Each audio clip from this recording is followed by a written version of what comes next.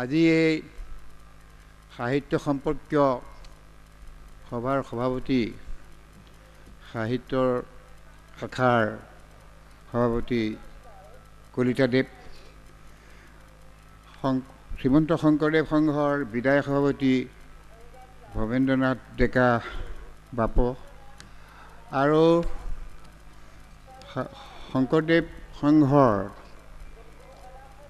সাম্প্ৰতিক সভাপতি গগৈদেৱ আৰু অঞ্চলত উপস্থিত আমাৰ সুদূৰ গুজৰাটৰ পৰা অহা ডক্টৰ পেটেল আৰু সভাত উপস্থিত শ্ৰীমন্ত শংকৰদেৱ সংঘৰ বিভিন্ন শাখাৰ বিষয়ববীয়াসকল আৰু মোৰ চিৰনমস্য আমাৰ এই সভাত উপস্থিত সুধীসকল আৰু আপোনাসকলক প্ৰথমতে মোৰ ভক্তিভৰা প্ৰণতি জনাইছোঁ এইকাৰণে যে আপোনালোকে প্ৰত্যেকেই ভক্তিৰসত মুগ্ধ, আধ্যাত্মিক শক্তিৰে শক্তিমান একোগৰাকী ব্যক্তি আৰু আপোনাসকলৰ তুলনাত মই ভক্তি আৰু আধ্যাত্মিকতাৰ ফালৰ পৰা নিচেই সামান্য ব্যক্তি। যেই নহওক, আজি যিহেতু এখন সাহিত্যৰ সম্পৰ্কীয় সভা, সেই সম্পৰ্কে মই আপোনালোকৰ ওচৰত থিয় হ'বলৈ এইখিনিয়ে সাহস কৰিছোঁ এইকাৰণেই যে মোৰ কেৱল শ্ৰীমন্ত শংকৰদেৱৰ বা তেখেতৰ উত্তৰসূৰীসকলৰ সাহিত্য সম্পৰ্কে ক'বলৈহে সামান্য কিছু জ্ঞান আছে, কিন্তু মোৰ বন্ধু বান্ধৱ, মোৰ পৰিচিত সকলোৱে জানে আপোনালোকসকলে বাস্তৱ জীৱনত যিমান ভক্তিমান লোক, মই সিমান ব্যক্তিমান লোক নহয়। সেইকাৰণে মই মোৰ যিখিনি কথা ক'ম বুলি ভাবিছোঁ, সেই কথাখিনি শংকৰদেৱ আৰু তেখেতৰ উত্তৰসূৰী বৈষ্ণৱসকলৰ সাহিত্যিক অৱদানৰ সময়হে কিছু কথা ক'ব পাৰিম। সেই কথাটো এতিয়া প্ৰথমতে শ্ৰীমন্ত শংকৰদেৱৰ সাহিত্য প্ৰতিভা সম্পৰ্কে কোৱাৰ আগতে আমাৰ সনাতন হিন্দু ধৰ্মৰ সম্পৰ্কে আন দুটা কথা কোৱাৰ দৰকাৰ। আমাৰ এই সনাতন হিন্দু ধৰ্মৰ যেতিয়া উদ্ভৱ হ'ল, উদ্ভৱ হোৱাৰ কেইখনিমানৰ পাছত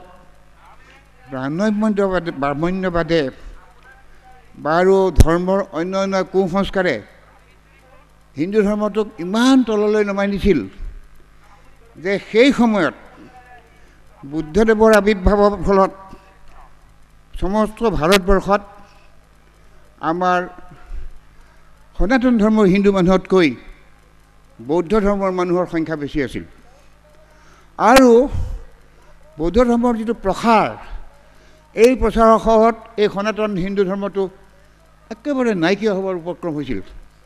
সেই সময়তে আৱিৰ্ভাৱ হৈছিল শংকৰাচাৰ্যৰ।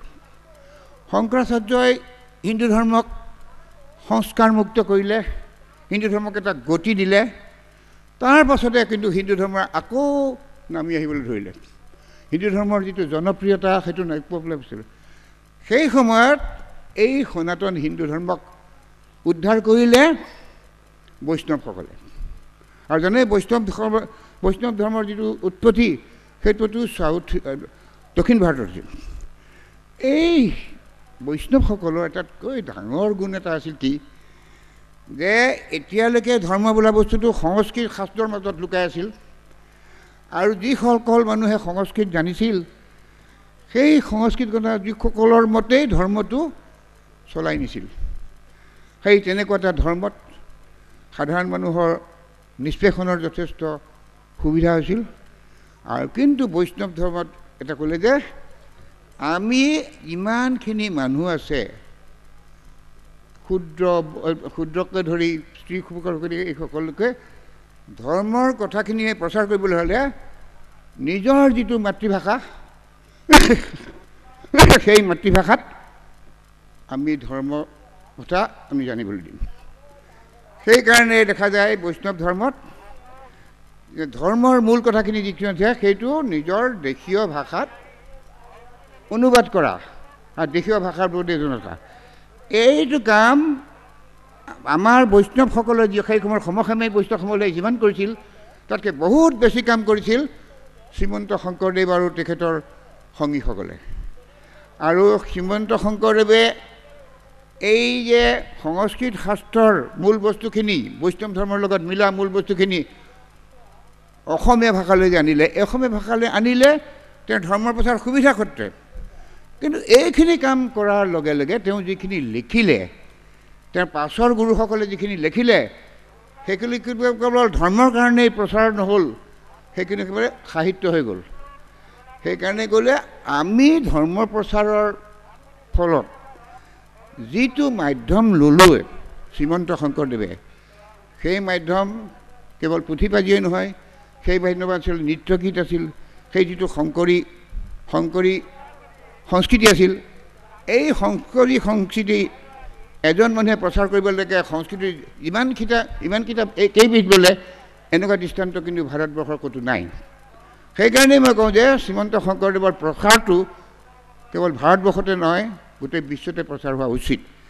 এইখিনি কথা কৈ মই শংকৰদেৱৰ সম্পৰ্কে যিখিনি বুজিছোঁ আৰু যিখিনি উপভোগ কৰিছোঁ, যিখিনি ৰসগ্ৰহণ কৰিছোঁ, তাকে মই সংক্ষিপ্তভাৱে ক'ব খুজিছোঁ। মই প্ৰথমতে ক'ব খুজিছোঁ যে উত্তৰ পূব ভাৰতৰ সৰ্বযুগৰ সৰ্বশ্ৰেষ্ঠ পুৰুষ শ্ৰীমন্ত শংকৰদেৱ কেৱল জাতিৰ জনকেই নাছিল, তেওঁ আছিল অসমীয়া সাহিত্যৰ এক নিৰ্দিষ্ট গঢ় দিওঁতা মহান সাহিত্যিক। তেওঁৰ বিপুল সাহিত্য সম্ভাৰ আৰু পৰৱৰ্তীকালৰ বৈষ্ণৱসকলৰ লেখনিৰ আধ্যাত্মিক শক্তি, গুণ আৰু ৰসবৈচিত্ৰ্যই অসমীয়া সাহিত্যক এক নতুন মাত্ৰা দিছে। আচলতে পুৰণি অসমীয়া সাহিত্যৰ বৈচিত্ৰ্য আৰু বিষয়বস্তুৰ চমৎকাৰিত্বই আধুনিক সাহিত্যকো চেৰ পেলাইছে।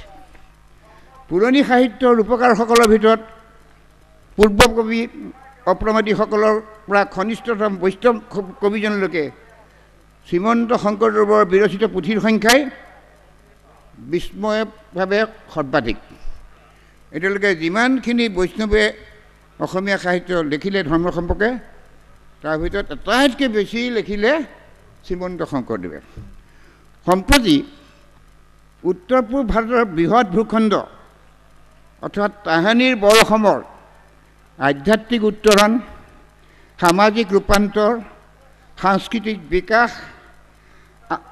বিকাশ সাধন আৰু ধৰ্ম প্ৰচাৰৰ ক্ষেত্ৰত শ্ৰীমন্ত শংকৰদেৱৰ অপৰিসীম অৱদানৰ কথা বাদ দিলেও অকল তেওঁৰ সাহিত্যিক অৱদানেই তেখেতক অমৰত্ব দান কৰিবৰ কাৰণে যথেষ্ট আছিল। এইটো ডাঙৰ কথা। তেওঁ অসমীয়া ভাষাক, এইটো আমাৰ ফালৰ পৰা কৈছোঁ, এক স্বাচ্ছন্দ্য দিলে, সুনিৰ্দিষ্ট ৰূপ দিলে, স্বকীয়তা দিলে, সৰ্বভাৰতীয় প্ৰাচীন সাহিত্য আৰু সাংস্কৃতিক ঐতিহ্যৰ লগত আমাক পৰিচয় কৰাই দিলে। তেওঁ সাহিত্যৰ জৰিয়তে কৰা আটাইতকৈ ডাঙৰ কামটো হ'ল ছিন্ন ভিন্ন হৈ থকা বিভিন্ন জনগোষ্ঠীৰ মাজত ঐক্যৰ সেতু নিৰ্মাণ। তেওঁ সমগ্ৰ উত্তৰ পূব ভাৰতক এক মহামিলনৰ পুণ্যভূমিলৈ ৰূপান্তৰিত কৰিলে। আচলতে শংকৰদেৱৰ সৃষ্টিশক্তি অত্যন্ত বেছি আছিল আৰু তেওঁ এতিয়ালৈকে 18খন পুথি ৰচনা কৰিছিল। তাৰ ভিতৰত ধৰক কাব্য 5খন, ভক্তিতত্ত্ব আৰু ভক্তিতত্ত্বৰ প্ৰকাশক গ্ৰন্থ 3খন, অনুবাদ গ্ৰন্থ 2খন, অংকীয়া নাট 6খন, মুঠতে 18খন পুথি। তাৰ ভিতৰতে যিটো নাম প্ৰসংগৰ পুথি কীৰ্তন ঘোষা অতি অনুপম শাস্ত্ৰ। কিন্তু আটাইতকৈ ডাঙৰ কথা হ'ল কি, শংকৰদেৱে ইমানখিনি পুথি ৰচনা কৰিলে, এই তাৰ আধাতকৈ বেছিভাগ ৰচনা কৰিছিল তেওঁ ৯৪ বছৰ পাছত। যেতিয়া তেওঁ শেষ ৰচনা হ'ল ৰাম বিজয় মাত বা সীতা স্বয়ম্বৰ, সীতা স্বয়ম্বৰ লেখাৰ সময়ত তেখেতৰ বয়স আছিল ১১৯ বছৰ। বিশ্ব সাহিত্যৰ বুৰঞ্জীত এনেকুৱা দৃষ্টান্ত নিচেই বিৰল। সেই সময়ত গ্ৰন্থ ৰচনা কৰা কামটো বৰ কষ্টকৰ আছিল। নিজে চিয়া শিকিব লাগিছিল, সাঁচিপতীয়া পুথি বনাব লাগিছিল, এইবিলাক কৰিছিল। এই কষ্টকৰ সময়টো সেইকাৰণে আমাৰ তেওঁ ধৰ্মৰ পাছত যথেষ্ট ঘূৰি ফুৰিবলগীয়া হৈছিল আৰু তেওঁ শৰণ ভজন দিওঁতে বহুত সময় নষ্ট হৈছিল আৰু বহুত কথাত ইঠাইৰ পৰা সিঠাইলৈ যাবলৈকো তেখেতৰ বহুত অসুবিধা হৈছিল। ইমানখিনি তাৰপিছত পৰিয়ালৰ সময়তে যথেষ্ট তেওঁৰ পত্নী বিয়োগ ঘটিছিল, প্ৰথম পত্নী, তেওঁৰ পুত্ৰৰ বিয়োগ ঘটিছিল, জীৱনত ইমান ট্ৰেজেডি আছিল। ইমানবিলাক অসুবিধাৰ মাজতো তেখেতে সাহিত্য সেৱা কৰি গৈছিল। কিন্তু এই সাহিত্য সেৱাত এনেকুৱা সম্ভৱতঃ কেইবাটাও কাৰণ হ'ব পাৰে। ইমান কষ্ট কৰা মই ভাবি পাইছোঁ কাৰণ দুটা থাকিব পাৰে। প্ৰথম কথা হ'ল শ্ৰীমন্ত শংকৰদেৱ মানসিকভাৱে, শাৰীৰিকভাৱে, আধ্যাত্মিকভাৱে একেবাৰে ভাৰসাম্য ৰক্ষা কৰা এগৰাকী পুৰুষ আছিল। সেইকাৰণে শ্ৰীমন্ত শংকৰৰ স্বাস্থ্য ইমানেই ভাল আছিল, চৰিত্ৰপুথিসমূহে কয় তেওঁ জীৱনত কেৱল এদিনহে অসুখ হৈছিল, তাকো পানী লগাৰ নিচিনা সামান্য অসুখ, আৰু সেইদিনাই অসুখটো ভাল হৈছিল। এই যে এটা স্বাস্থ্য আৰু বহুত দিন যে জীয়াই আছিল, এইকাৰণেই তেখেতৰ কাৰণে ইমানখিনি শাস্ত্ৰ আপোনাৰ ৰচনা কৰাটো সম্ভৱ হৈছিল। সেইকাৰণে মাধৱদেৱে তেখেতৰ ৰচনা সম্বন্ধে কৈছে, অৱনিশি চাহাৰী বেদ বিচাৰি বেকত কৰো হৰি নাম, যা কেৰি বয়নে মিলাই গাই পাই মনোৰথ কাম, পণ্ডিত মানি বেদ বখানি গৌৰৱ কয়লি সবচুৰ, গীত কবিত্ব গুণ শংকৰদেৱৰ কীৰ্তি গাই বহুদূৰ। এই কথাটো চাওক, গীতৰ কবিত্ব গুণ শংকৰদেৱৰ কীৰ্তি গাই বহুৱাত তাৰ অৰ্থ শংকৰদেৱৰ যিটো নাম, যিটো যশস্যা, যিবিলাক গুণ কেৱল উত্তৰ পূব ভাৰততে আৱদ্ধ নাছিল, ইতিমধ্যে আন ঠাইতো আছিল। উৰিয়া এখন কিতাপ অসমীয়ালৈ কৰিছে গুৰুৰ চৰিত্ৰৰ। সেইখন কিতাপৰ মতে শংকৰদেৱ যেতিয়া জীৱিত আছিল, তেওঁৰ শিষ্য জগন্নাথ পুৰীতো আছিল আৰু তাৰ আশে পাশে ঠাইবিলাকতো আছিল, কেইবাজনো জমিদাৰ তেওঁৰ শিষ্য আছিল। সেই শংকৰদেৱৰ তেখেতৰ সাহিত্য গুণৰ কাৰণে শংকৰদেৱৰ ইমানখিনি শিষ্য আছিল। শংকৰদেৱৰ লেখনিত আছে কাব্যৰ সকলো সৌন্দৰ্য, নানাবিধ ছন্দ, উপমাৰ প্ৰাচুৰ্য আৰু সাহিত্যৰ এটাইকেইটা ৰসৰ উপৰিও পুৰণি সাহিত্যত নথকা ভক্তিৰস নামৰ এবিধ ৰস আৰু সংস্কৃত সাহিত্যত নিহিত থকা বেছিভাগ অলংকাৰ, এই গোটেইবোৰে শংকৰদেৱৰ লেখনিক যি বৈশিষ্ট্য দান কৰিলে, সেয়া অসমীয়া সাহিত্যৰ কাৰণে সঁচাকৈ অভিনৱ প্ৰচেষ্টা। তেওঁ অসমীয়া সাহিত্যৰ প্ৰকাশিকা শক্তি বৃদ্ধি কৰিলে, বহুত শব্দ আনি অসমীয়া ভাষা চহী কৰিলে। ইয়াৰ প্ৰমাণ চাব আপুনি, কলিগোপাল নামৰ যিখন অংকীয়ানাট আছে, এই অংকীয়ানাটত চাব বহুত শব্দ তেওঁ আন ভাষাৰ পৰা মানি অসমীয়া ভাষাৰ লগত মিলাই দিছে। এয়া সম্ভৱ হ'ল তেওঁৰ সংস্কৃত ভাষাত পাণ্ডিত্য আৰু অগাধ শাস্ত্ৰজ্ঞান থকাৰ বাবে।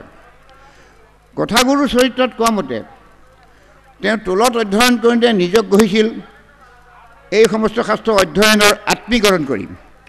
১৮খন পুৰাণ, ১৪খন শাস্ত্ৰ, ১৮খন সংহিতা, ১৪খন ব্যাকৰণ, ১৮খন কাব্য, ১৮খন তন্ত্ৰ, এনে এক ব্যাপক অধ্যয়নে তেওঁৰ সাহিত্য সৃষ্টিৰ ক্ষমতা বঢ়াইছিল আৰু সংস্কৃতত শাস্ত্ৰ প্ৰণয়ন কৰিবৰ বাবেও প্ৰচুৰ ক্ষমতা অৰ্জন কৰিছিল। তাৰ প্ৰমাণ হ'ল ভক্তি ৰত্নাকৰ নামে সংস্কৃতত প্ৰণীত পুথিখন 6খন অসমীয়া নাটকৰ 181টা সংস্কৃত শ্লোক আৰু মধু দাৰুণ দেৱ বৰং বাৰী জলোচন চক্ৰধৰং এই দীঘলীয়া টুটয়টো। এতিয়া শংকৰদেৱে আমাক কৈছে যে অধ্যয়ন যদি বিস্তৃত নহয় তেতিয়াহ'লে মানুহৰ যিটো সৃষ্টি ক্ষমতা সেই সৃষ্টি ক্ষমতা বেছিদিন বজাই ৰাখিব নোৱাৰিম। তেওঁ অনন্তল কদলীৰ দৰে তেওঁকো জানিছিল যে মানুহৰ সদগতিৰ অৰ্থে ধৰ্মৰ তত্ত্ব গুহাত সোমাই থাকিলেই নহ'ব। এই কথাটো আগেয়ে কৈছোঁ। গুহাটো হ'ল সংস্কৃত ভাষা, যি সাধাৰণ মানুহৰ কাৰণে অজ্ঞাত। গতিকে সকলোৰে মাজত শাস্ত্ৰজ্ঞান বিয়পাবৰ বাবে আৰু লগতে আধ্যাত্মিক জ্ঞানেৰে সৰ্বসাধাৰণ মানসিক স্তৰ উন্নীত কৰিবৰ বাবে তেওঁ লিখিলে নিজৰ মাতৃভাষাত, সৰ্বসাধাৰণ বুজি পোৱা ভাষাত। সেইকাৰণে অনন্ত কন্দলীয়ে সেই সময়ৰ সাময়িক সেই সময়ৰ বৈষ্ণৱ পণ্ডিতৰ তেওঁ কৈছে শ্লোক শাস্ত্ৰ সংস্কৃত আমি লিখিবাকো ভালো জানি তথাপি কৰিলোঁ পদবন্ধ স্ত্ৰী শুদ্ধ আদি যত মিলুক পৰমতত্ত্ব শ্ৰৱণত মিলুক আনন্দ। দায়বদ্ধ সাহিত্যিক শ্ৰীমন্ত শংকৰদেৱৰ উদ্দেশ্যও একে আছিল। আৰু এটাতকৈ ডাঙৰ কথা, কোনো আৰু শংকৰদেৱে এই সময়ত দুবিধ পণ্ডিত আছে অসমত। এবিধ প্ৰকৃত পণ্ডিত, তেওঁলোক নিৰপেক্ষ। এবিধ আছে দুষ্ট পণ্ডিত। এই দুষ্ট পণ্ডিতসকলে ক'ব খোজে এই শংকৰদেৱ কি? শংকৰদেৱ এজন অনুবাদকহে। কিন্তু শংকৰদেৱ যে এজন অনুবাদক, কেৱল অনুবাদকেই নহয়, তাৰ নিজৰ সৃষ্টিশীল ক্ষমতা যে আছে, তেওঁৰ আত্মাটোত যে অসমৰ লগত লুকাই আছে, এই কথাটো তেওঁ লেখাৰ প্ৰতিটো ছন্দে উপলব্ধি কৰিব পাৰি। এইটো কথা মই এনেকৈ ব্যক্ত কৰিছোঁ। শংকৰদেৱ এনেকৈ কোৱা দুষ্ট পণ্ডিতৰ সংখ্যা অৱশ্যে সংখ্যাত সৰহ নহয় কাৰণে আমি স্বস্তি অনুভৱ কৰোঁ। আচল কথাটো হ'ল শংকৰদেৱ অত্যন্ত সৃষ্টিশীল লেখক। তেওঁৰ প্ৰণীত পুথিৰ পদে পদে সৃষ্টিৰ চমক। তেওঁৰ লেখনিৰ প্ৰত্যেক অংশতে মৌলিকত্ব বিচাৰি পোৱা যায়। তেওঁ পৌৰাণিক কাহিনীৰ জঁকাটোহে লৈছিল। এইখিনি বস্তু তেওঁ নিজে সজাই পৰাই লৈছিল, হয়। সেইটো আপোনালোকে বন্ধ কৰিব যাব আপুনি যেতিয়া কালীয় দমন নাটকখন যদি খুব ভালকৈ পঢ়ে। আৰু ভালেমান দৃষ্টান্ত আছে ভাগৱতত। ধৰক এটা চাওক, ভাগৱতৰ এটা শ্লোকত আছে যে গুৰু ব্ৰাহ্মণ সুধীৰ বৈশ্য ইত্যাদি আছিল। শংকৰদেৱে ভাবিলে এইটো যদি মই অসমীয়ালৈ অনুবাদ কৰোঁ এনেকৈ, মানুহে মোক সাম্প্ৰদায়িকতা পোষণ কৰা মানুহ বুলি ভাবিব। সেই তাইৰ ঠাইত তেওঁলোকে কি গোটেই অসমৰ জনজাতি কিছুমান লগাই দি পেলাই ক'লে যে এইসকলে ভক্তি কৰিলে ঈশ্বৰক পায়, হয়। সেইখিনি সজা, সেইখিনি ভাগৱতত নাই, সেইখিনি কাৰণে ভাগৱতত নাই। তেওঁ সৃষ্টি এই ক্ষেত্ৰত এতিয়া চাওক, ভাগৱতৰ যোগেদিয়ে বোলক, বৰগীতৰ যোগেদিয়ে বোলক, এইবিলাক যি পৌৰাণিক আখ্যানৰ যিবিলাক চৰিত্ৰ, এই চৰিত্ৰবিলাক শংকৰদেৱে এনেকৈ বনাইছে, সেই চৰিত্ৰবিলাক অসমীয়া মানুহ যেন লাগে।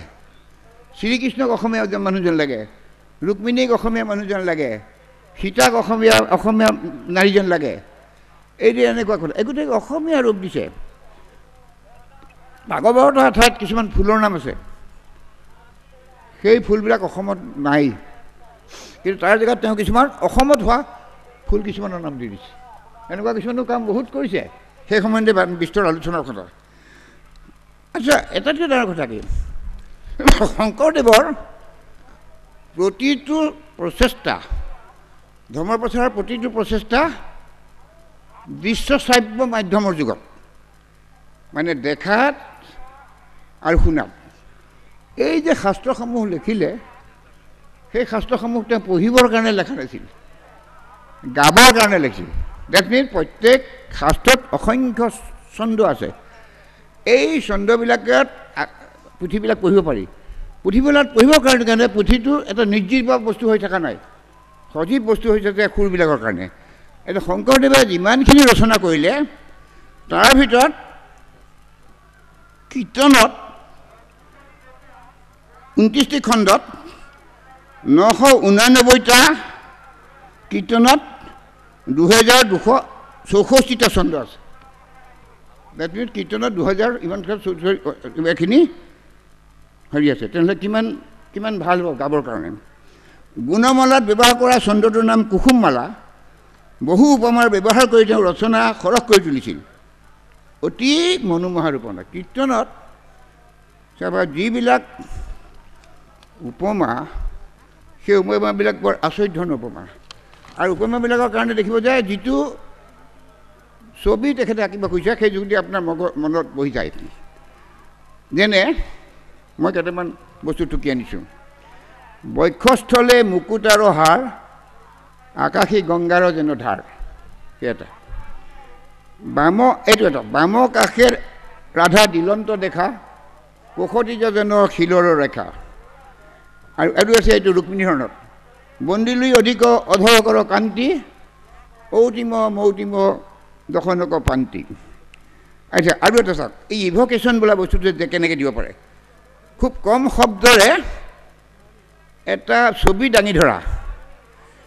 যেতিয়া শংকৰদেৱে যেতিয়া লেখে ৰুক্মিণী ৰমণী গুঞ্জৰ গামুনী লীলাগতি চলি যান্ত, তেতিয়া চকুমুদি আপুনি দেখিব আপোনাৰ আগেদি যেন এগৰাকী মহিলা পাৰ হৈ গৈছে। আৰু এই এটা আছে, নাখা যেন তিল ফুল, বিম্বদশ নাহি তুল, অৰুণ ৰধৰে কৰে কান্তি। আৰু এটা তৰিত জড়িত জৈছে ছান্দ উজুৰ। আৰু কবিতা শক্তি বহুত বেছি। চাওক, ৰুক্মিণী হৰণত শ্ৰীগন্ধাৰ তালত এটা গীত আছে। সেই গীতটো মই আন জেগাটো মই গাই শুনাইছোঁ, চব মানুহে বুজি পায় বুজিছে। সেইটো হৈছে প্ৰিয়া কেৰি কাহিনী শুনিয়ে মুৰাৰী, বিৰহে দহন চিত্ত আকুল কিঞ্চিত, মানস মদন বিগাৰী, জগতনাথৰ শাসন ফুকাৰে, চিন্তিতে ৰুকমণি নাৰী। নতুবা জগজন জীৱন অজন জনাৰ্দন, দনুজত দমন দুখ হাহাৰী, মহদানন্দ কন্দ পৰমানন্দ, নন্দন বনচাৰী।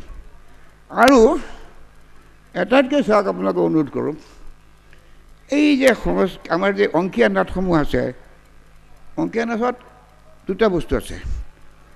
অপিশ্য বুলি এক বস্তু আছে আৰম্ভণিতে প্ৰথমৰ সুৰটোৰ লগত, সেইটো হৈছে সেইটোৰ সান্দক্য, নাটকখনৰ সাৰাংশ। যেনে ৰুক্মিণী হৰণ আছে, চৈতা দিন নিপতিন বিজিত্ৰ তৰসা যেন সহিতা ৰুক্মিণী, জেনা যৌৱিনী জিত্ত দুৰ্জয় ৰুক্ম বিকৃত, এনেকৈ এটা আছে নহয়। দেখিব যিটো ভতিমা, সেই ভতিমাত গোটেই নাটকখনৰ সাৰাংশ আছে। সেই বস্তুটোক বাদ দি পেলাই কোনো অংকীয়া নাট হ'ব নোৱাৰে। হয়, কৃষ্ণৰ চৰিত্ৰ অনুপাম, ৰুক্মিণী হৰণ বিহাৰ, এইবিলাক সেইখিনি নকওঁ বাৰু। সেইদৰে যিমানবিলাক অৰ্থভতিমা আছে সূত্ৰধাৰীয়ে গোৱা, তাৰপিছত মই দেখিছোঁ যে এই যে কেলিগোলাপ নাটত যিটো অৰ্থভতিমা সূত্ৰই গায় সুৰেৰে, এটা পেৰাগ্ৰাফৰ পাছত তাৰ লগতে নাচে, তাৰপিছত এটাতো সাংঘাতিক কাৰবাৰ। আৰু একেবাৰে কেলিগোপালৰ যিটো অৰ্থভূমিলে গোটেইটো এটা সুন্দৰ কবিতা, শৰতৰ সৌন্দৰ্য আৰু মানুহৰ প্ৰীতি, মানুহৰ বাসনা সকলো ওলাই পৰিছে। এনেকৈ চাওক, বিৰিন্দ বিপিন বিহাৰদ সাৰদ ইন্দু পৰকাশী, যক্ষ ৰক্ষ লক্ষ্য বিপক্ষ লক্ষ্য লক্ষ্য লক্ষ্য কৰংকাৰী, দুষ্ট দৈত্য দানৱ দলন দীন দাৰিদ্ৰ বুকভাৰী। এইবোৰ সংস্কৃত শাস্ত্ৰৰ অলংকাৰ পাওনা, এইটো অনুপ্ৰাস বুলি কৈছে। কিন্তু ইয়াৰ পাছৰ বৈষ্ণৱসকলে এইবিলাক বুজি কৈছিল। আমাৰ পাছৰ মানুহখিনিয়ে এই শংকৰদেৱৰ পৰা এই বস্তুটো নল'লে কিয়? শংকৰদেৱৰ পৰা যিটো ৰিজন দি দিয়া ৰূপক টুপক এইবিলাক আমাৰ বৰ্তমান সাহিত্যতটো নাই। সেইকাৰণে সত্যজিৎ ৰায়ে কৈছিলে যে বৈষ্ণৱ সাহিত্যত যিটো ডিটেইলছ আছে নহয়, যিটো ইভকেশ্যন আছে, সেই ইভকেশ্যনটো পৰৱৰ্তী সাহিত্যত তেনেকৈ নাই। শ্ৰীমন্ত শংকৰদেৱে অসমীয়া সাহিত্যত সংস্কৃত সাহিত্যৰ দৰে 9টা ৰসৰ লগতে ভক্তি ৰসো সমৃদ্ধ কৰিছে। এয়াৰ তেওঁৰ অভিপ্ৰায় আছিল।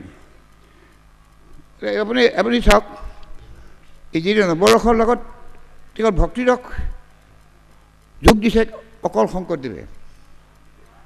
আৰু এই নৱৰসৰ ভিতৰত এটা ৰস মাধুৰ্য ৰসটো অতিৰিক্ত কৰি দিছে চৈতন্যদেৱে। আৰু অতিৰিক্ত কৰাৰ কাৰণেই বংগদেশৰ পৰা চৈতন্যদেশৰ জন্ম যিটো ধৰ্ম ব্ৰহ্মদেশৰ পৰা আঁতৰ হৈ গৈছে। এয়া আমাৰ শংকৰদেৱে আটাইতকৈ ডাঙৰ কথা, মনুষ্য জীৱনত ঘটা যিটো শৃংগাৰস, সেই ৰিঘাৰটোতো আধ্যাত্মিক শক্তি যিটো ভক্তিৰ ৰসলৈ প্ৰতিফলন কৰিছে। এইটো এটা ভাৰতবৰ্ষত আটাইতকৈ নোহোৱা নোপোজা কথা। এইখিনিতে শংকৰদেৱৰ নিজস্ব সক্ৰিয়তা। এইখিনিতে ওলাব তেওঁৰ মানে লেখাৰ উদ্দেশ্য।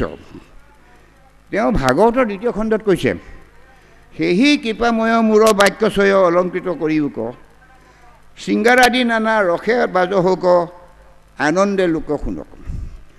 তেওঁ অমৃত মন্থনত কীৰ্তনত কৈছে, বুলি অভিপ্ৰায় দিলো ঠায়ে ঠায়ে কিছু কাব্যৰস কিবা।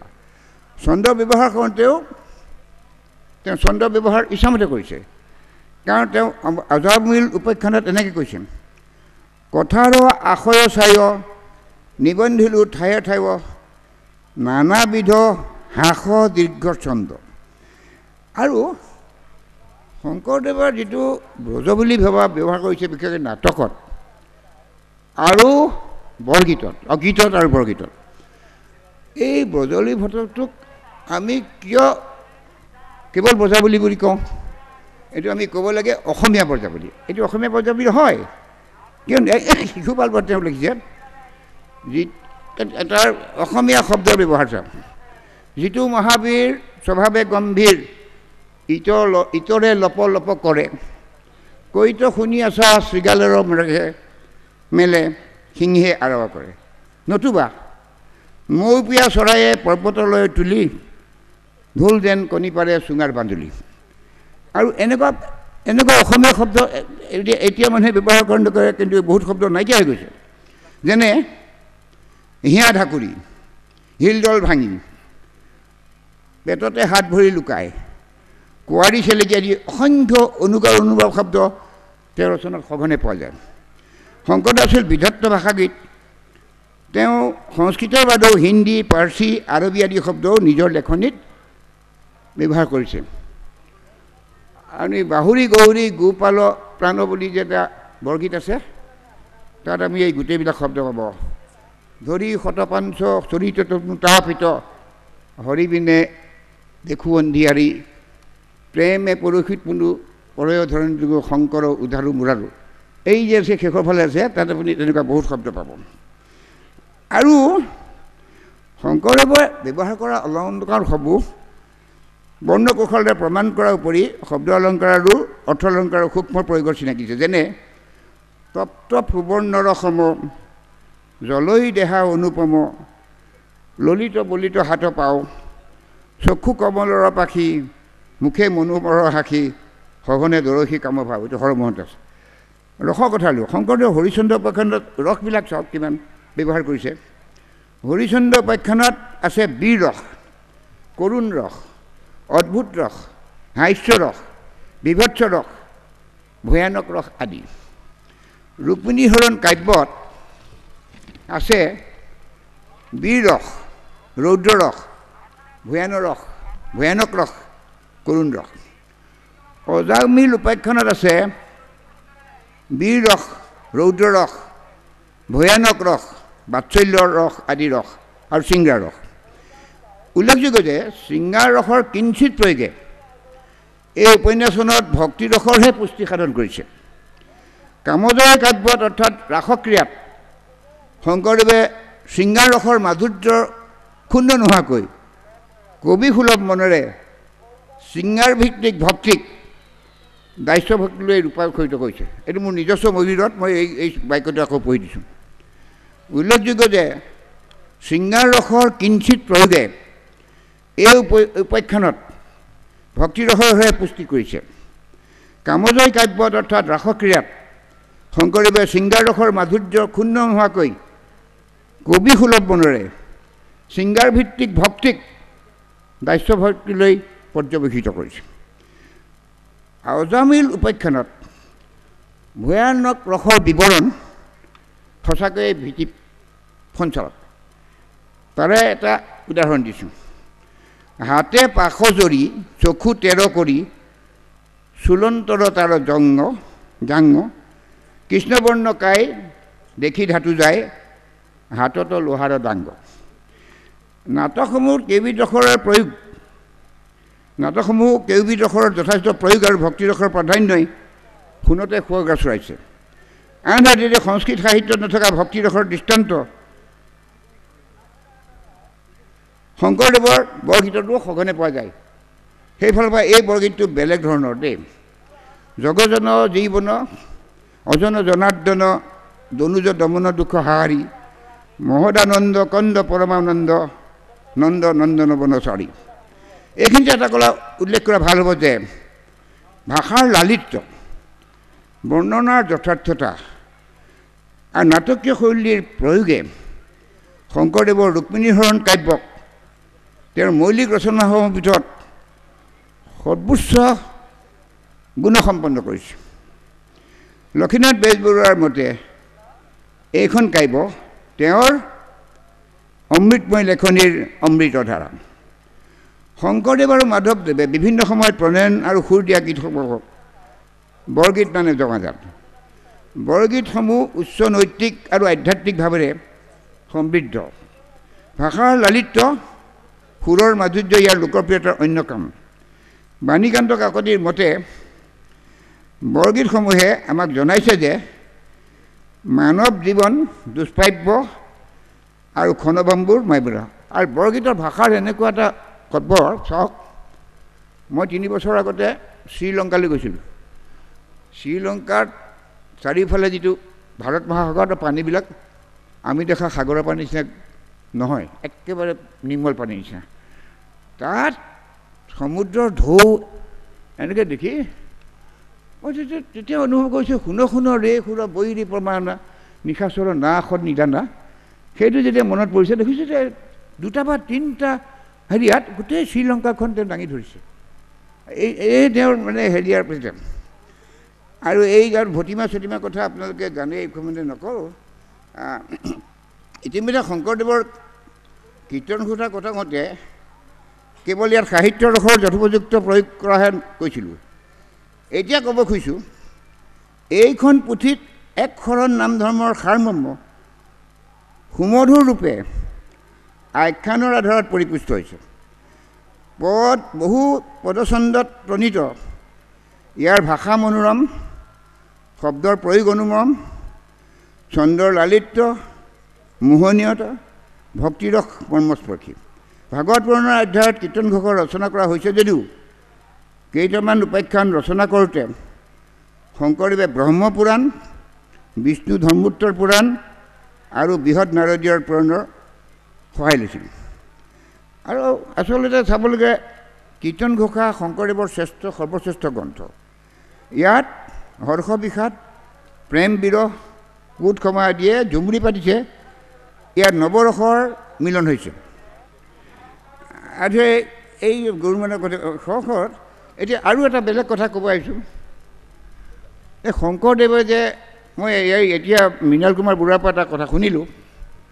মৃণাল কুমাৰ বুঢ়াই প্ৰশ্ন কৰিলোঁ যে শ্ৰীমন্ত শংকৰদেৱ সংঘই এই যে ভাওনাৰ ওপৰত ইমান গুৰুত্ব দিছে, এই গুৰুত্ব দিছে তেওঁলোকে ভাওনাটো কোন ধৰণে পাতে? ভাওনাটো সূত্ৰধাৰী ওলোৱাৰ পাছত চৰিত্ৰাৱলীয়ে কথাবিলাক ব্ৰজৱলী ভাষাত কয় নে এতিয়া অসমীয়া ভাষাত কয়? এতিয়া মিলন কুমাৰ বৰুৱাই কৈছে নহয়, ব্ৰজৱলী ভাষাত কয়। এইটো খুব ভাল কথা হৈছে। মই এই কথাটো পচন্দ কৰোঁ। মই 5 বছৰমানৰ আগতে সংগীত নাটক একাডেমী এটা চাব কমিটিত আছিলোঁ। তাত আমি নিৰ্দেশ দিছিলোঁ অংকীয় ভাওনা কি ভাষাত হোৱা উচিত। আমি কৈছিলোঁ যে ভাওনা হ'ব লাগে যি আখ্যানেই হওক শংকৰদেৱে নকৰা এখানেই হওক, ধৰক বিৰাট পৰ্বই হওক বা বন পৰ্বই হওক বা কুৰুক্ষেত্ৰই হওক, এইটো হ'ব লাগিব যিটো কথোপকথন ব্ৰজাৱলী ভাষাত। নহ'লে অংকীয়া নাটৰ যিটো সৌন্দৰ্য, অংকীয়া নাটৰ যিটো শাশ্বত ৰূপ, অংকীয়া নাটৰ যি কৌশল, এই সকলোবিলাক নষ্ট কৰি পেলোৱা হয়, এই সকলোবিলাক নষ্ট কৰি পেলোৱা হয়। এতিয়া ভাওনা সমাৰোহ বুলি এটা বস্তু ওলাইছে, তাত সূত্ৰধাৰীৰ নৃত্যৰ আৰু অৰ্থভতিমালৈকে থাকে, তাৰ পাছত সূত্ৰধাৰী নাথাকে। পাছৰ দশত যিবিলাক চৰিত্ৰৰ আৱিৰ্ভাৱ হয়, সেই চৰিত্ৰবিলাকে আধুনিক অসমীয়া ভাষাত অতুল হাজৰিকাই যিটো ভাষাত তেওঁৰ নাটকবিলাক লিখিছিল সেই ভাষাত লিখে, তেতিয়াহ'লে সেইটোতো একেবাৰে অংকীয়া নাটৰ মহাপুৰুষ শিৱনাথৰ অভিনৱ যিটো সৃষ্টি সেইটো নষ্ট কৰা হয়। সূত্ৰধাৰী হোৱাৰ পাছত সেই ভাওনাখন কি হৈ পৰে, বঙালী যাত্ৰা পাৰ্টিৰ নিচিনা হৈ পৰে। কিন্তু সেইটো বস্তু এতিয়া ক্ৰমশঃ সেইটো বস্তুৰ কিয় এতিয়ালৈকে ৰখা হৈছে, সেই প্ৰসাৰটো কিন্তু বৰ ভাল হোৱা নাই। শংকৰদেৱৰ অংকীয়া নাটৰ সাহিত্যিক সৌন্দৰ্যৰ বিষয়ে বেলেগ কথা।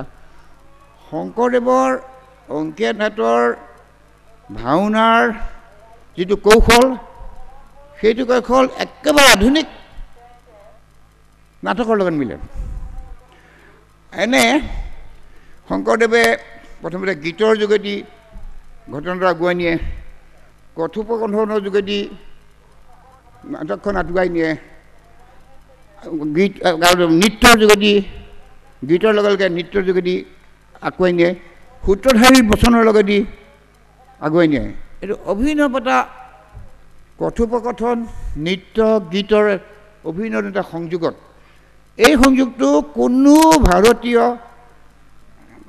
ভাৰতীয় নাট্যকাৰে কৰা নাছিল। যাৰ যিটো কৌশল একেবাৰে আধুনিক নাট্যকাৰ বাৰ্টল ব্ৰেক্টৰ নিচিনাহে, বাৰ্টল ব্ৰেক্টৰ লগতহে মিলে। যেনে আমাৰ সংস্কৃত নাটকত সূত্ৰধাৰী নিষ্ক্ৰান্ত নাই, কিন্তু অসমীয়া আমাৰ শংকৰদেৱৰ নাটকত সূত্ৰধাৰী সকলো সময়তে থাকে, আৰু সকলো সমৰ্থকে থাকে কাৰণে নাটখন অংকীয়া নাট। উপস্থাপন নীতিৰ ব্ৰেক্টৰ সৈতে প্ৰায় একে, কিন্তু এই কথাটো আমাৰ মানুহে বুজা নাই। সেইকাৰণে 2011 চনত অসমলৈ যেতিয়া গিৰীশ কৰ্ণাদ আহিছিল, গিৰীশ কৰ্ণাদে এটা বক্তৃতাত গুৱাহাটীতে কৈছিল যে শংকৰদেৱ গোটেই ভাৰতবৰ্ষৰ ভিতৰত প্ৰথম আধুনিক নাট্যকাৰ, সেইটো কৈছে।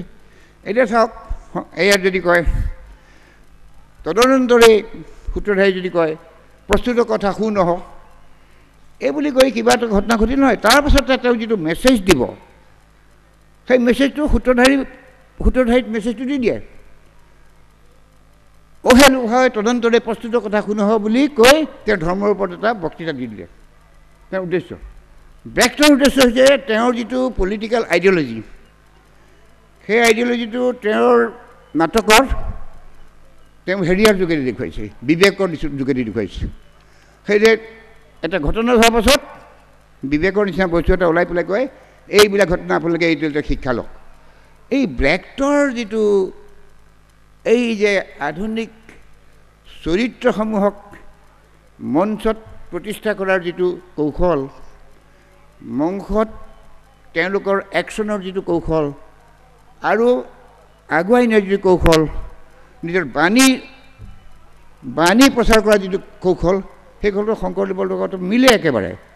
সেইকাৰণে গিৰীশ কৰ্ণাদেৱলৈ কৈছে Shankardev he was the first modern dramatist in India, playwright in India. সেইটো হয়, তাৰ এটা প্ৰমাণ চাওক। মই এটা কথা কওঁ, সূত্ৰধাৰীটোক যদি আপুনি চিনেমাৰ কেমেৰাৰ লগত যদি ৰিচাই, তেতিয়া দেখিব তেওঁ চব দেখি আছে। এই সূত্ৰধাৰী, বচন আৰু গীত, এই তিনিটাৰ সৈতে অদ্ভুত এটা সমস্যা, অদ্ভুত এটা সুন্দৰ এটা দৃশ্যৰ পৰিৱৰ্তন কৰিব। যেনে ৰুক্মিণীৰ হৰণত চাব, শ্ৰীকৃষ্ণই বিবাহৰ আগদিনা ৰুক্মিণী লৈ গ'ল। ৰুক্মিণীক লৈ যোৱাৰ সময়ত আমাৰ যিসকল ৰজা গৈছিল ৰুক্মিণীৰ পানী গ্ৰহণ কৰিবৰ কাৰণে, তেওঁলোকৰ ক্ৰোধ হ'ল। সেই ক্ৰোধটোক দেখুৱাইছে এটা দ্বিতীয় যোগেদি। কোপে ৰজাসপে কামোৰে বাহু, চান্দক খেদি আহে জয়চন ৰাহু। তাৰ ৰুক্মিণীৰ ভয় লাগিছে, সেই ভয়টো সূত্ৰধাৰে দেখুৱাইছে। তদন্তৰে ৰুক্মিণী হেঠ মাথ কৰে পিছু পাছে বলিতে লাগল, হে স্বামী কাছক চাহন্তে মানিক হেৰাই। শ্ৰীকৃষ্ণক প্ৰথম কৈছে যে কাছক চাওঁতে এটা গিলা চাওঁতে মানিক হেৰাই যায়, তুমি মৰিবা এতিয়া। সূত্ৰধাৰী তদন্তৰে শ্ৰীকৃষ্ণ পীতবাসে আখি মুখ মচি কৰি বলিতে লাগল, কি কৰাব সিংহক শুকৰ সবায়া, হামাকো সপকত তাপ তই যাই যা। এই বস্তুটো আপুনি কেমেৰাৰ দৃষ্টিৰে চাবচোন, চিনেমাৰ কেমেৰা চালে কি সাংঘাতিক এটা বস্তু, কি এটা এফেক্ট। এই এনেকুৱা এটা অসমীয়া ভাওনা, অসমীয়া নাটক, এইটো সেই পাছত যে ডায়েলগেৰে আধুনিক ভাৰতীয় নষ্ট কৰাৰ প্ৰচেষ্টাটো মোৰ একেবাৰে সত্য নহয়। কাৰণ মোৰ শৈশৱ পাৰ হৈছিল ভাওনাৰ মাজত, মই একেবাৰে সহ্য কৰিব নোৱাৰোঁ এই কথাটো। আপোনালোকে যে এই যে মৃণাল বৰুৱাই কোৱা নিচিনা আপোনালোকে যে এই যে অসমীয়া ভাওনাটো আপোনালোকে পুনৰুজ্জীৱন দিব খুজিছে, সেইবোৰে আৰু বায়'লজি পঢ়াত কিয় নহ'ব। আমাৰ ভগৱতীৰ জেগাত কথোপকথনটো যদি আপোনাৰ বৰজাৱলী ভাষাত হয়, এটি বেছি কনভিনচিং হয়, বিশ্বাসযোগ্য হয়। কয় শ্ৰীকৃষ্ণই যদি ভিক্ষুক বাটক কয়, হেৰা ভিক্ষু বাটক তুমি ক'ৰ পৰা আহিলা, তেতিয়া ঈশ্বৰ কোৱা যেন নালাগে। তেতিয়া যদি কয় শ্ৰীকৃষ্ণই, অ' সেই ভিক্ষু বাটক তুমি কোঠা শুনতে এঠা আৱলি ঠিক, তেতিয়া হ'ল ঈশ্বৰে কোৱা যেনে লাগিছে, ঈশ্বৰে কোৱা যেনে লাগিছে। এইবিলাক বস্তু নষ্ট কৰিবলৈ দিব নোৱাৰি, সেইটো আপোনালোকে সেইটো চাব। আৰু মই যে দেখিছোঁ, মই আৰু আপোনালোকৰ নিচিনা মই আধ্যাত্মিক শক্তিৰে বলিয়ান মানুহ নহয়, কিন্তু মই দেখিছোঁ মোৰ জীৱনক সদায় নিৰ্দেশ কৰি আছে। মোৰ জীৱনৰ হতাশাৰ সময়ত দুগৰাকী মানুহে একো পাৰে। এগৰাকী হ'ল শ্ৰীমন্ত শংকৰদেৱ, ইগৰাকী হ'ল লক্ষ্মীনাথ বেজবৰুৱা। এওঁলোকৰ জীৱনত সমান দুৰ্যোগ কাৰো জীৱনত ঘটা নাই, কিন্তু সদায় তেওঁলোকে নিজৰ উদ্দেশ্যত অকণো বিচ্যুত হোৱা নাছিল। এই শংকৰদেৱক আপোনাৰ বিশ্ব দৰবাৰত থিয় কৰা উচিত। মই অলপতে প্ৰমাণ লিখিছোঁ, শংকৰদেৱক বিশ্ব দৰবাৰত থিয় কৰাৰ একমাত্ৰ উপায় হ'ল তেওঁৰ লেখনিসমূহ ইংৰাজী ভাষালৈ অনুবাদ কৰা। ইংৰাজী ভাষালৈ অনুবাদ কৰি এই গুৱাহাটীতে চাফা কৰি গুৱাহাটী মানুহে পঢ়িলে একো কামত নাহে। ইংৰাজী ভাষালৈ গ্ৰন্থসমূহ অনুবাদ কৰি বিপণনটো সমগ্ৰ ভাৰতবৰ্ষত কৰিব লাগে। হয়, মই বিদ্যা মহন্তই কীৰ্তনখন ইংৰাজীলৈ অনুবাদ কৰিছোঁ। মই আমেৰিকালৈ যাওঁতে মই 25 কপিমান লৈ গৈছিলোঁ। বুজিছোঁ, মই এনেকুৱা বস্তু তেওঁলোকে আপুনি কেনেকৈ আহিছে, মই এৰোপ্লেনত আছোঁ, ইমানখিনি কেনেকৈ দিম। ইমিডিয়েটলি তৎক্ষণাত বিক্ৰী হৈ গ'লে। খুব সুন্দৰ ইংৰাজী দেই। আৰু পূৰ্ণানন্দ শইকীয়াই আমাৰ ঘোষাখন অনুবাদ কৰি খুব ডাঙৰ কাম কৰিছে। আমাৰ বৈষ্ণৱ ধৰ্মৰ, নৱ বৈষ্ণৱ ধৰ্ম, আমাৰতো এক শৰমদান ধৰ্ম আনবিলাকৰ লগত নিমিলে। নৱ বৈষ্ণৱ ধৰ্মৰ প্ৰচাৰত কিন্তু ঘোষা আৰু কীৰ্তনৰ আছে এইটো। আৰু এটা কথা হ'ল কি, 1949 নে 50 চনত প্ৰয়াত গড়মূৰীয়া গোস্বামী, পীতাম্বৰ গোস্বামী, দেৱ গোস্বামী, যাৰ ওপৰত মই এখন উপন্যাসো লিখিছোঁ। গোস্বামীয়ে কৈছে, সেই শংকৰ সংঘৰ এনেকুৱা সভাত কৈছিল যে শংকৰদেৱক যদি ভাৰতবৰ্ষত প্ৰচাৰ কৰিব লাগে, সেই সময়ত এই বাণীকান্ত কাকতি, সূৰ্য ভূঞাৰ নিচিনা ইংৰাজী জনা মানুহ হয়তো শংকৰদেৱৰ ওপৰত এখন ডাঙৰ জীৱনী লেখক। জীৱনী লিখি ভাৰতবৰ্ষত যিমানবিলাক বিশ্ববিদ্যালয় আছে তাৰ যিবিলাক সাহিত্যৰ বিভাগ দুখন দুখনকৈ পঠিয়াই থাক। তেনে বুলি 49 চনৰ বা 50 চনৰ পৰা সেই কাম কৰাহেঁতেন শংকৰদেৱ অন্ততঃ ভাৰতবৰ্ষত বিস্তৃত হ'লহেঁতেন। আমি যিমানেই কওক বৰ্তমান ইংৰাজী ভাষাত যিমানবিলাক ধৰ্মৰ গ্ৰন্থ প্ৰকাশিত হৈছে ক'তো কিন্তু শংকৰদেৱৰ নাম নাই, ক'তো শংকৰদেৱৰ নাই। কিছুদিনৰ আগতে এই যেতিয়া কেইগৰাকীমান ভাল বাঙালী মানুহ আছিল আৰু সুনীতি চাটাৰ্জী তাতে তেওঁলোকে যি লিখি গ'ল সেয়ে হ'ল আৰু সেইখিনিয়ে, কিন্তু কোনো নাই। মই এতিয়া ভাবোঁ কিন্তু আমাৰ অসমৰ কেইজনমান মানুহে শংকৰদেৱৰ নামটো অধিকত বিস্তাৰিত কৰিবৰ কাৰণে চেষ্টা কৰিছে। তাৰপিছত এজন মানুহৰ নাম ল'ব লাগিব, হৈছে ডক্টৰ দয়ানন্দ পাঠক। দয়ানন্দ পাঠকে শংকৰদেৱৰ গোটেইখিনি অংকীয়া নাট ইংৰাজীলৈ ভাঙিছিল। তাৰে এখন ইংৰাজীত ভঙা এখন কালীয় দমন এখন ফৰাচী ভাষাত অভিনীত হৈছে। এইবিলাক বৰ ভাল কথা। মাজুলীৰ ভৱানন্দ বায়েনে তেওঁ পশ্চিম ইউৰোপত এই অংকীয়া নাচ তাচ দেখুৱাইছে, এইটো ভাল কথা। আৰু কেইগৰাকী অসমীয়া নৃত্য পটীয়সীয়ে বিদেশত বহুতো শংকৰী নৃত্য দেখুৱাইছে, এইবিলাক ভাল কথা। সেইকাৰণে মই যিটো ভাবোঁ শংকৰদেৱক ভাৰতবৰ্ষৰ মানুহৰ ওচৰত বদ্ধমূল কৰিবৰ কাৰণে, শংকৰদেৱক জানিবৰ কাৰণে প্ৰথমতে শংকৰদেৱৰ পুথিৰ যোগেদি নহ'ব বা আমাৰ নিচিনা অধ্যাপকৰ লেকচাৰৰ যোগেদিও নহ'ব, হ'ব লাগিব কাৰণ শংকৰদেৱে সৃষ্টি কৰা কৃষ্টিৰ যোগেদি, কলা সংস্কৃতিতে। সেইটো কাম যদি কৰে আটাইতকৈ যিবিলাক নতুন পুৰুষৰ জন্ম 1975 চনৰ পাছত সেই নতুন পুৰুষসকলে এই শংকৰ সংঘত থকা ডেকাখিনিৰ কথা বেলেগ, অসংখ্য শংকৰদেৱৰ অসংখ্য অসমীয়া যুৱক যুৱতী আছে এই শংকৰদেৱৰ সম্বন্ধে বিশেষ একো নাজানে, হয়। কিন্তু আমি সকলো যুগৰ মানুহৰ ওচৰত এপ্ৰ'চ কৰিব গ'লে দুটাই মিডিয়াম আছে, দুটাই মাধ্যম। এটা হৈছে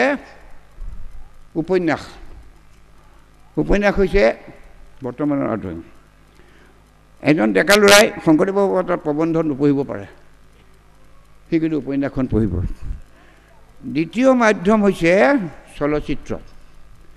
চলচ্চিত্ৰ নহ'লেও আজিকালি টিভিৰ চিৰিয়েল আছে, টিভি চিৰিয়েলৰ যোগেদি উইথ ছাবটাইটেল ইন ইংলিছ। এই দুটা কাম কৰিলেও আমাৰ যুৱ সমাজৰ মাজত শংকৰদেৱ সোমাই পোৱা উচিত। আপোনালোকৰ এই সভাত বিস্তৰ মানুহ হৈছে, তাকো আজি মূল অধিৱেশন নহয়। এই মূল অধিৱেশন নোহোৱা স্বত্তেও ইয়াত ইমানখিনি ৰাইজ, এই ভাৰতবৰ্ষত কোনো এটা সংঘ নাই এখন সভাত ইমানখিনি মানুহ আছে, সেইখিনিতে জানো। এইটো আচৰিত কথা। এই মানুহখিনিৰ এই যে নতুন পুৰুষক জনাবৰ কাৰণে আপোনালোকে দুটা কাম কৰিব পাৰে। এটা হৈছে আপোনালোকৰ টকা পইচা যথেষ্ট আছে, আপোনালোকৰ নিজৰ মতে শংকৰদেৱৰ ওপৰত এখন চলচ্চিত্ৰ বনাওক উইথ ছাবটাইটেল ইন ইংলিছ। আৰু দ্বিতীয় হ'লে ছৈয়দ আব্দুল মালিকক ধন্যবাদ যে তেওঁৱেই আমাক প্ৰথমতে দেখুৱালে যে শংকৰদেৱৰ ওপৰত এখন চিনেমা, এখন উপন্যাস হ'ব পাৰে, হয়। এই মোক যে কিছুমান আপোনালোকৰ মানুহ কিছুমান যে চিনি পায় তাৰ কাৰণে যে মই আপোনাৰ ভক্তিমান মানুহ হিচাপে নহয়, হা, মোক চিনি পাই এই শংকৰদেৱৰ ওপৰত উপন্যাস লেখাৰ কাৰণে। প্ৰথমতে শংকৰ সংঘৰ মানুহ মোৰ তালৈ গৈছিল 1997 চনত যে আপুনি ধেমাজিৰ শংকৰ সংঘলৈ যাব লাগে। মই বোলো মোক ধৰ্ম মিটিঙলৈ নেমাতিব, মই ভক্তিমান মানুহ নহয় বোলো, হেৰি নহয় এই উপন্যাসে লিখিছোঁ মই। নহয় আৰু বাপ বুলি কৈছে দেই মোক প্ৰথম, বৰ ভাল শুনিলোঁ দেই, হা। বাপ আপুনি এই শংকৰদেৱৰ উপন্যাস লিখিছে? উপন্যাস লিখিছোঁ হয়, কিন্তু মই হেৰি লিখিছোঁ নহয়, স্মাগলাৰৰ ওপৰতো লিখিছোঁ নহয়। নহয় নহয়, আপুনি এনেকৈ নক'ব। মই ভাবাই নাছিলোঁ এই সংঘৰ সভাবিলাক যে ইমান ডাঙৰ হ'ব পাৰে। আগতে মই সভাপতি আছিলোঁ, তাৰ আগতে অসম সাহিত্য সভাৰ সভাপতি আছিলোঁ।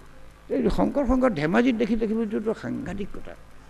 শংকৰ সংঘৰ মানে অসমৰ জনতাৰ ওপৰত যিটো প্ৰভাৱ, জনতাৰ ওপৰত যিটো শক্তি, এই শক্তিটোক আপোনালোকে শংকৰদেৱৰ যিটো জাতীয় চেতনা, শংকৰদেৱৰ যিটো আধ্যাত্মিক চেতনা, শংকৰদেৱৰ যিটো বৌদ্ধিক চেতনা, এই গোটেইখিনি সোমোৱাই দি অসমক শংকৰদেৱৰ জৰিয়তে এটা উৎকৃষ্ট বৰঙণি দিব পাৰে। তেতিয়াই জানো যে এই যে সভাত যে ইমানখিনি লোক আছে, এই লোকখিনিৰ যিখিনি উপস্থিতি সেইখিনি সাৰ্থক হ'ব। ইয়াকে কৈ মই আৰু বিশেষ নকওঁ, আৰু ভালে মানে কওঁ, ইয়াকে কৈ আপোনালোকক সকলোকে প্ৰণতি জনাই বহাত এটা দূত কৰি পেলাই মই এইবিলাক ঘোষাও মাতিব পাৰিলোহেঁতেন, সময় যাব। আপোনালোকে আপোনাৰ সন্মতি জনাই মোৰ এই ভাষা ইমানতে শেষ কৰিলোঁ। ধন্যবাদ।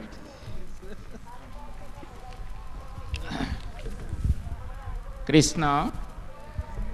আমাৰ সকলোৰে শ্ৰদ্ধাৰ ডক্টৰ লক্ষ্মীনন্দন বৰা ছাৰে শাৰীৰিক যথেষ্ট অসুস্থতা স্বত্বেও মহাপুৰুষ শ্ৰীমন্ত শংকৰদেৱৰ প্ৰতি তেখেতৰ যি ভক্তি, তেখেতৰ যি আস্থা, সেই আস্থাৰে ইমান সময় ধৰি গুৰুজনাৰ মহত্ব, গুৰুজনাৰ ব্যক্তিত্বৰ মহত্ব, সাহিত্যৰ মহত্ব আৰু সেই সম্পৰ্কে আমাৰ কৰিবলগীয়া, আমাৰ শ্ৰীমন্ত শংকৰদেৱ সংঘৰ কৰিবলগীয়া এই সকলো বিষয় সামৰি তেখেতে যি বক্তৃতা আগবঢ়ালে, তাৰ কাৰণে বৰা ছাৰলৈ আমি কৃতজ্ঞতাৰ সেৱা যাচিছোঁ।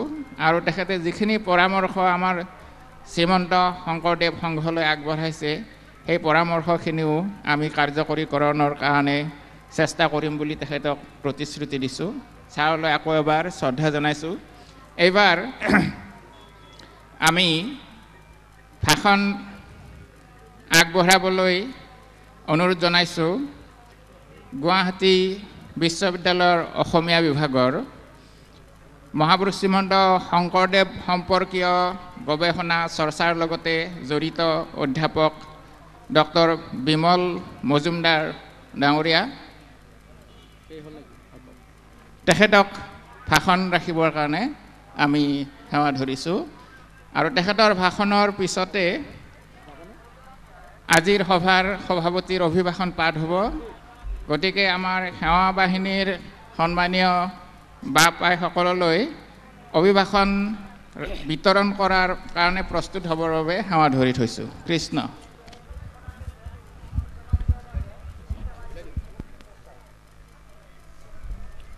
সাহিত্য শাখাৰ আজিৰ এই অধিৱেশনৰ সভাপতি মহোদয়, মঞ্চত উপবিষ্ট বিশিষ্ট ব্যক্তিসকল, সমবেত সমূহ ভক্তপ্ৰাণ ৰাইজ, পোনপ্ৰথমে আপোনালোক সদৌজনলৈ মোৰ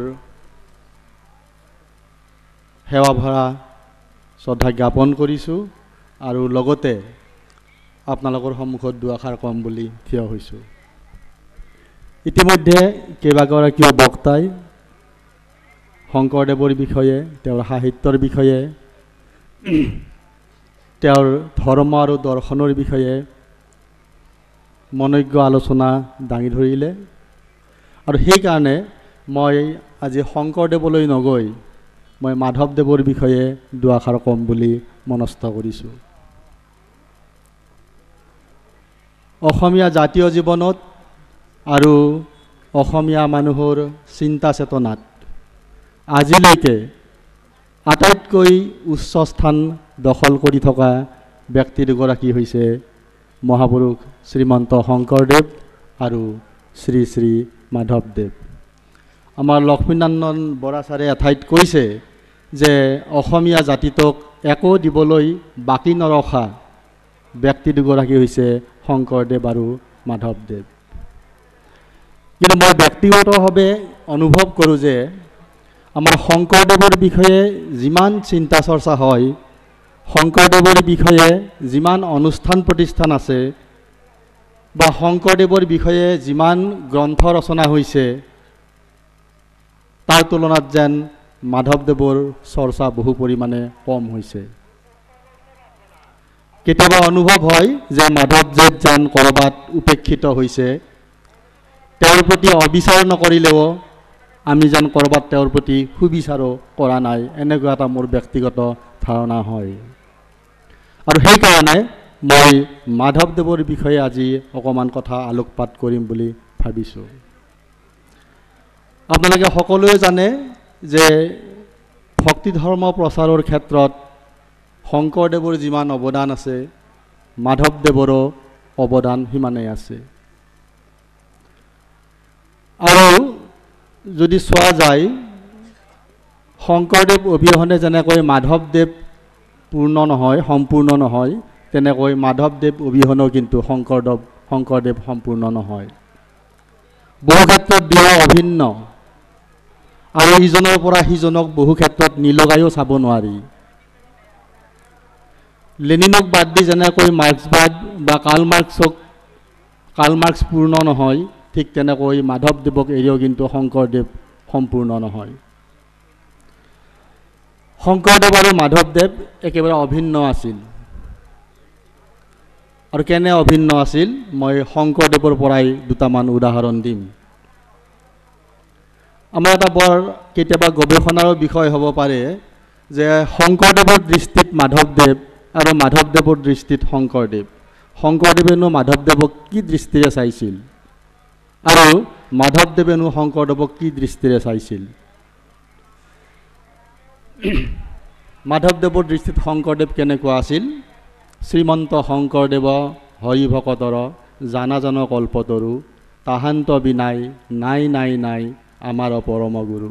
তিনিবাৰ কৈছে নাই নাই নাই, তাৰমানে শংকৰদেৱ অবিহনে আমাৰ কোনো অস্তিত্ব নাই, আমাৰ কোনো পৰিচয় নাই, আমি শূন্য।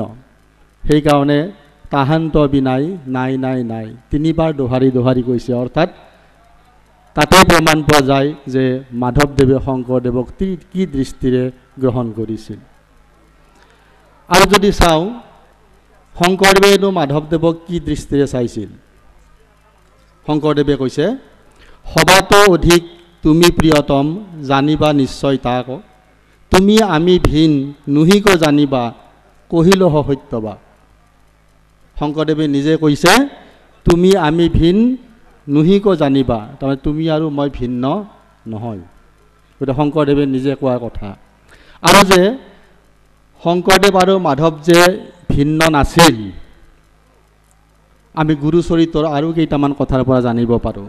এঠাইত উল্লেখ আছে যে শংকৰদেৱৰ পৰা মৃত্যুৰ আগমুহূৰ্তৰ কথা। ৰামানন্দ এদিন শংকৰদেৱৰ ওচৰলৈ আহিল, যে ৰামানন্দই ভাবিছিল যে শংকৰদেৱে অৰ্থাৎ দেউতাকে তেওঁৰ কাৰণে ধন সম্পদ কিছু সাঁচি থৈছে আৰু হয়তো মৃত্যুৰ আগতে তেওঁক দি থৈ যাব। আৰু শংকৰদেৱেও তেনেকুৱা এটা কথা অনুমান কৰিছিল যে ৰামানন্দই কিবা মোৰ পৰা আশা কৰিছে, আৰু সেইকাৰণে মৃত্যুৰ আগমুহূৰ্তত ৰামানন্দক মাতি আনি কৈছিল, কি কৈছিল? মোৰ ভঁৰাল শূন্য, এতিয়া সময়ো নাই, যি আছিল বৰাৰ প্ৰতি অৰ্পণ কৰিলোঁ, তেওঁক মোক ভিন্নভাৱে নেদেখিবা, দাস্যভাৱে সেৱা কৰিবা, পিতাৰ বস্তু বুলি নুখুজিবা। ইয়াতে কেইবাটাও অৰ্থ নিহিত হৈ আছে, তাৎপৰ্য নিহিত হৈ আছে। যে প্ৰথমে ক'লে যে মোৰ ভঁৰাল শূন্য, হয়তো পুতেকে ভাবি আছে যে শংকৰদেৱে বহুত কিবা কিবি ধন সম্পদ গোটাই থৈছে, কিন্তু স্পষ্ট কৰি দিছে শংকৰদেৱে যে মোৰ ভঁৰাল শূন্য, এতিয়া সময়ো নাই, তাৰমানে জীৱনৰ একেবাৰে ভাতি বয়স, এতিয়া আৰু সেই উদং ভঁৰাল আৰু এতিয়া পূৰ্ণ কৰাৰ তেওঁৰ শক্তি সামৰ্থ্য নাই। যি আছিল বৰাৰ প্ৰতি অৰ্পণ কৰিলোঁ।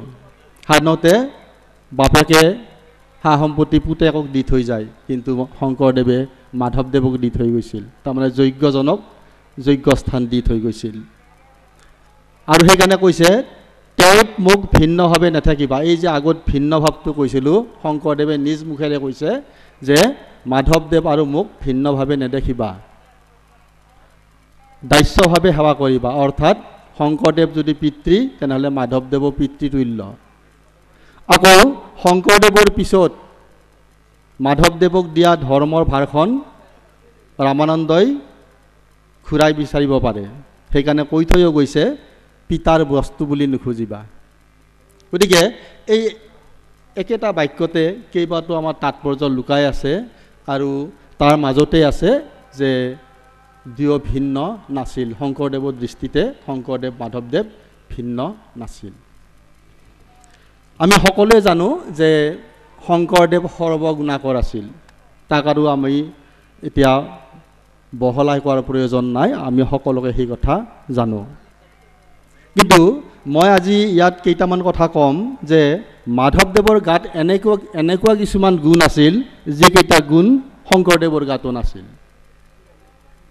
মই শংকৰদেৱক হেয় কৰাৰ কাৰণে কোৱা নাই, কিন্তু মাধৱদেৱৰ সঁচাকৈয়ে শংকৰদেৱত নোহোৱা কিছুমান গুণ মাধৱদেৱৰ আছিল। সেই কথা শংকৰদেৱ নিজেও স্বীকাৰ কৰি গৈছে। আমি সেই প্ৰসংগলৈ আহিম। এতিয়া আগতে বৰাৰ পুৱ বুলি এটা শব্দ কোৱা হ'ল, তাতো এই কথাটো নিহিত হৈ আছে যে শংকৰদেৱে মাধৱদেৱক বৰাৰ পুৱ বুলি মাতিছিল। কিয় মাতিছিল? তাৰ দুটা ব্যাখ্যা আছে। এটা ব্যাখ্যা মতে যে শংকৰদেৱৰ দেউতাক কুসুম্বৰ ভূঞাই মাধৱদেৱৰ দেউতাক গোবিন্দগিৰিক বৰা পাতিছিল, অৰ্থাৎ বৰা বিষয়বাব দিছিল, আৰু সেই অৰ্থত বৰাৰ পুতেক, গতিকে বৰাৰ পো, সেই এটা আমাৰ ব্যাখ্যা আছে। আৰু এটা আছে বঢ়াৰ পো, ক'ৰবাত ক'ৰবাত আমাৰ সাঁচি পাতত ক'ৰবাত বৰাৰ পো, ক'ৰবাত বঢ়াৰ পো, দবীন্দ্ৰৰ বঢ়াৰ পো। এই যদি পিছৰটো সঁচা হয় তেনেহ'লে আমি তাত আন এটা ব্যাখ্যা পাম। কেনেকুৱা ধৰণৰ যে কিয় বঢ়াৰ পো বুলি কোৱা হয়? এই ব্যাখ্যাটো এনেধৰণৰ যে শংকৰদেৱে যেতিয়া বৃন্দাবনী বস্ত্ৰ তৈয়াৰ কৰিছিল, সেই বৃন্দাবনী বস্ত্ৰ তৈয়াৰ কৰোঁতে মাধৱদেৱে শংকৰদেৱতকৈ বেছি খৰকৈ সেই বস্ত্ৰ বব পাৰিছিল, আৰু সেইকাৰণে শংকৰদেৱে সিহঁতক মাতিছিল বঢ়াৰ পো, তাৰমানে আগবঢ়া। গতিকে যদি শংকৰদেৱে নিজে তেওঁক আগবঢ়া বুলি কৈছিল, তাৰমানে আমি এইটোও বুজিব লাগিব যে শংকৰদেৱৰ গাত নথকা কিছুমান গুণ মাধৱদেৱৰ গাত আছিল। আৰু মাধৱদেৱৰ গাত কেনেকুৱা কিছুমান গুণ আছিল যিবোৰ শংকৰদেৱৰ নাছিল, তেনে এটা উদাহৰণ যে আমি সকলোৱে জানো শংকৰদেৱ আৰু মাধৱদেৱে ধৰ্ম প্ৰচাৰ কৰোঁতে এই বিৰুদ্ধ যিসকল ধৰ্মাৱলম্বী লোক আছিল, তেওঁলোকৰ দ্বাৰা বিভিন্ন সময়ত বিভিন্ন ধৰণে নিৰ্যাতিত হৈছিল, লাঞ্ছিত হৈছিল। বেছিভাগ সময়তে নিন্দা আৰু ককৰ্থনাৰ সন্মুখীন হৈছিল। আৰু এনেকুৱা তিতাকেহাত অতিষ্ঠ হৈ শংকৰদেৱে এদিন মাধৱদেৱক ক'লে যে এই লোকসকলৰ বিৰুদ্ধে তেওঁলোকে যে নিন্দা ককৰ্থনা কৰে তাৰ বিৰুদ্ধে মই এখন কিতাপ লিখিম। কিন্তু মাধৱদেৱে সেই কথাত বৰ উৎসাহ নেদেখুৱালে। মাধৱদেৱে কি ক'লে? মাধৱদেৱে ক'লে, বাপ, সিও নিন্দা কৰিলে আমাক, আমিও নিন্দা কৰিলোঁ তাক, সমানহে হ'লো, তোমাৰ ধৰ্মগত কলৈ গ'ল? তাৰমানে নিন্দাৰ উত্তৰ নিন্দা হ'ব নোৱাৰে। গতিকে সিও নিন্দা কৰিলে আমাক, অৰ্থাৎ তেওঁলোকে আমাক নিন্দা কৰিছে, আৰু আমিও যদি তেওঁলোকক নিন্দা কৰোঁ তেনেহ'লে আমি সমান সমান হ'ম, তেওঁলোকৰ ঊৰ্ধলৈ আমি যাব নোৱাৰিম। গতিকে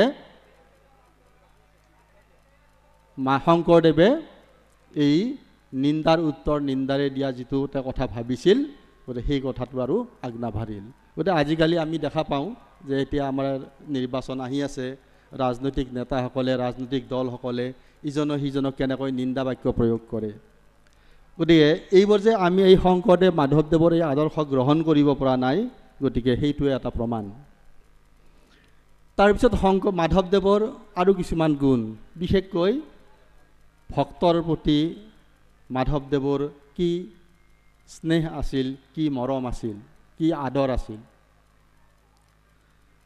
আমি তেনেকুৱা এটা কথা গুৰুচৰিতত পাওঁ যে গড়গাঁৱৰ পৰা কামৰূপলৈ মাধৱদেৱ আহিব ওলাল, আৰু তেতিয়া দূৰণিবতীয়া যাত্ৰাসমূহ সদায় নাওৰে হৈছিল।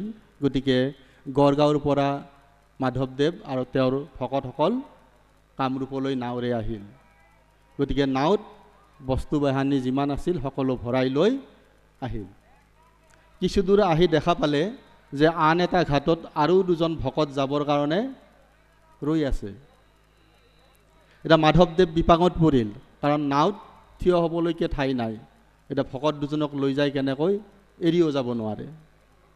তেতিয়া মাধৱদেৱে কৰিলে কি, যে তেওঁৰ মূল্যৱান বস্তু ভৰাই নিয়া এটা পেৰা মানে আজিকালি বাকচ এটা পানীত ভৰাই দিলে, পানীত পেলাই দিলে আৰু পানীত পেলাই দি ভকত দুজনক ভৰাই ল'লে।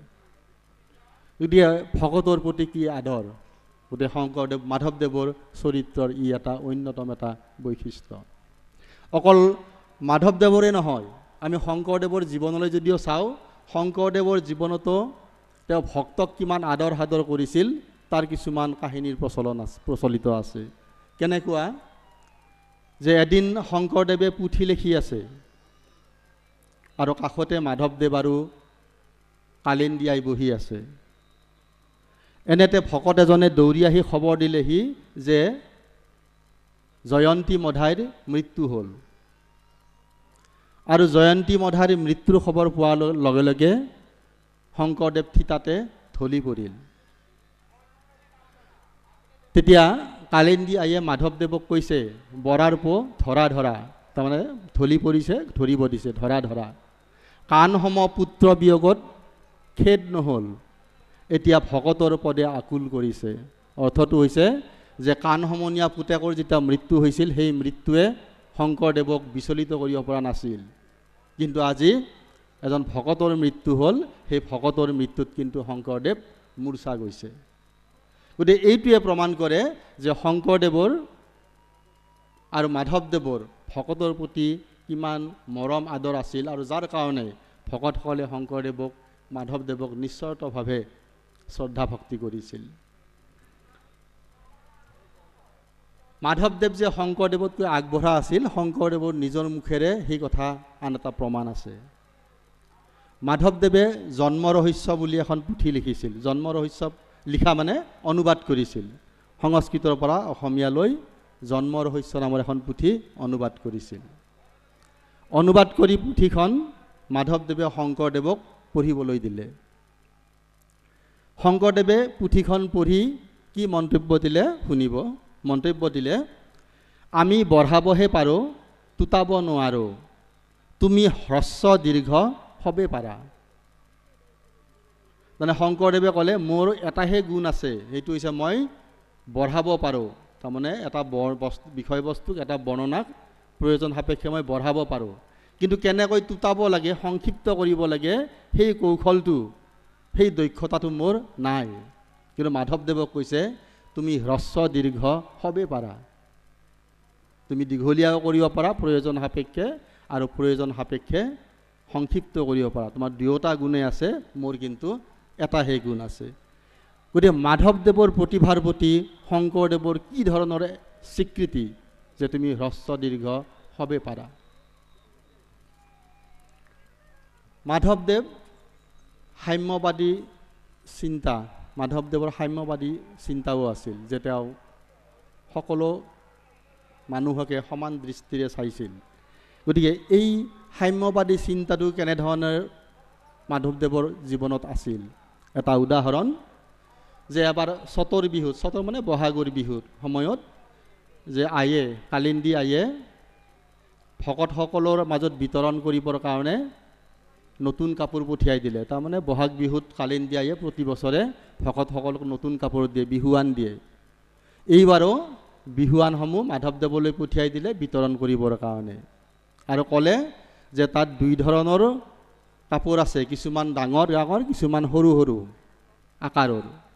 গতিকে যিসকল ডাঙৰ ভকত তেওঁলোকক ডাঙৰকেইখন দিব, আৰু যিখন সৰু ভকত সৰুকেইখন দিব।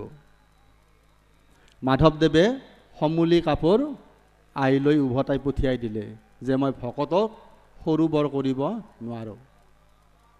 তেতিয়া আইয়ে আকৌ পুনৰ সমান জোখৰ কাপোৰ মাধৱদেৱলৈ পঠিয়াই দিলে।